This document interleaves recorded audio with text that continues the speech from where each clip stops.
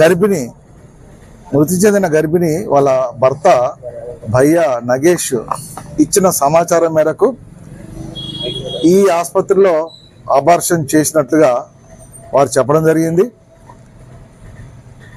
అందుకొరకే ఈ ఆసుపత్రిని ఈరోజు మూసేయడం జరిగింది. ఆ తర్వాత ఆసుపత్రిలో డాక్టర్స్ ఎవరు పనిచేస్తున్నారా, స్టాఫ్ ఎవరున్నారు వాళ్ళపైన కూడా ఆరాధిస్తారు.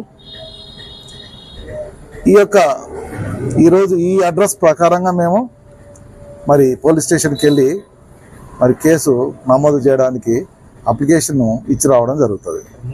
సీజ్ చేస్తున్నాం, సీజ్ చేసేస్తున్నాం. వాళ్ళు ఎవరైతే అబార్షన్ చేయించుకున్న వాళ్ళు ఇచ్చిన ఎవిడెన్స్ ప్రకారంగా చేస్తున్నాం.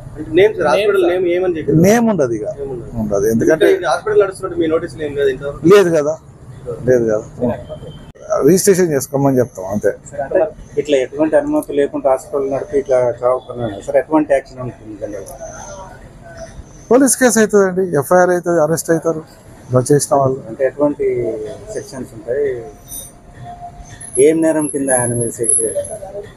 వాళ్ళు పోలీస్ డిపార్ట్మెంట్ వాళ్ళు చూస్తారు.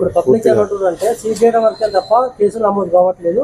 కేసులు కాకపోవడం వల్ల మళ్ళీ రీఓపెన్ చేస్తున్నారని ఒక అభియోగం ఉంది. కేసులు మీకు తెలుసు, 2 సంవత్సరాల క్రితం సంజీవని ఆసుపత్రి పైన కేసు నమోదైంది. సుమారుగా 22 మందిని అరెస్ట్ చేసినట్టుగా మీకు తెలుసు.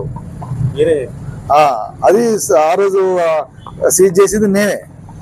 ఈ రోజు కూడా చేస్తున్నాము, దానిపైన ఖచ్చితమైన చర్యలు ఉంటాయి. దాంట్లో ఏముంటుంది, ఆ రోజు మూసేసిపోయినాం మేము అంతే. మూసేసిపోయినాం, మా దృష్టికి లేదు.